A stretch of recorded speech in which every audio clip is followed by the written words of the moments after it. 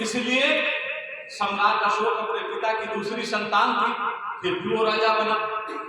तो जैसे एक राजा के 4 बेटे हैं, 8 बेटे हैं, तो एक बेटा सबसे बड़ा बेटा राजा बन गया और बाकी बेटे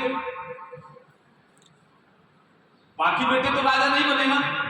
तो बाकी बेटे राजा नहीं बने, उनको जो कुछ ज्यादा होशियार होते थे उनको 1 को 2 को 3 को मंत्री बना दिया जाता था। किताब में पढ़िएगा, अध्ययन करिएगा। जो मैंने अध्ययन किया वो मैं आपको बता रहा हूं, जो आप अध्ययन करेंगे वो हमको भी बताएंगे। इसी तरह में एक दूसरे को जानकारी होगी।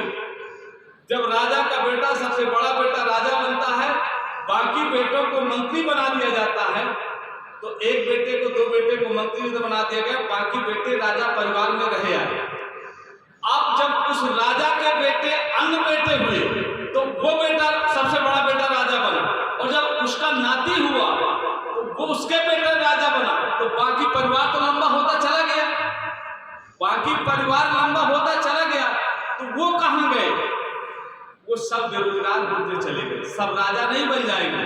तो सब लोगों ने अपना अपना काम शुरू किया कि हमको क्या करना चाहिए, हमें भी तो जीविकोपार्जन के लिए, परिवार चलाने के लिए कुछ न कुछ करना पड़ेगा। तो उन्होंने, किसी ने जानवर चराने का काम शुरू कर दिया, किसी ने बढ़ईगिरी का काम शुरू कर दिया, किसी ने दर्जीगिरी का काम शुरू कर दिया, किसी ने कपड़े सिलने का काम, किसी ने जूता बनाने का काम। और जब इसके बाद ये नए लोग आए तो इन्होंने इनको जातियों में बांट दिया। हमारे मौर्य वंश के ही लोग, जब इनका इतना बड़ा परिवार बढ़ता चला गया, क्योंकि पहले एक राजा के कई रानियां होती थी, 100 बच्चे होते थे, फिर उन बच्चों का पूरा बच्चा परिवार बढ़ता चला गया, इस तरह से पूरा परिवार बढ़ गया। तो कोई और नहीं है, जितने भी हम इस देश में हैं सारे के सारे हम मौर्य वंशी हैं, सारे नागवंशी हैं।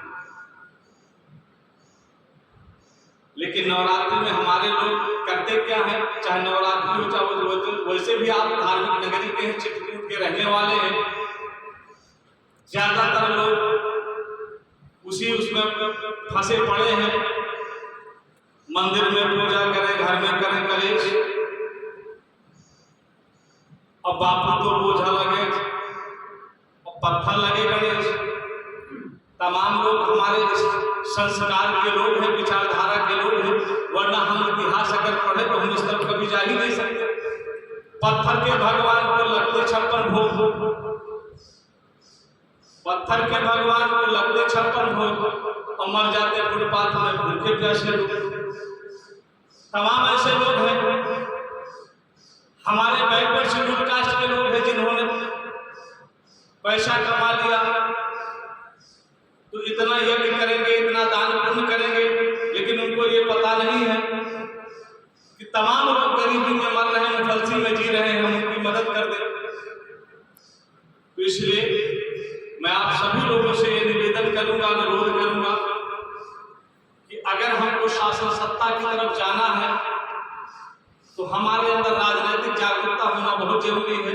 और जब तक आपके अंदर राजनीतिक जागरूकता नहीं होगी तो देश को आजाद हुए 78 साल हो गए, इन 78 सालों में आपका कुछ नहीं हुआ तो आगे भी कुछ नहीं हुआ।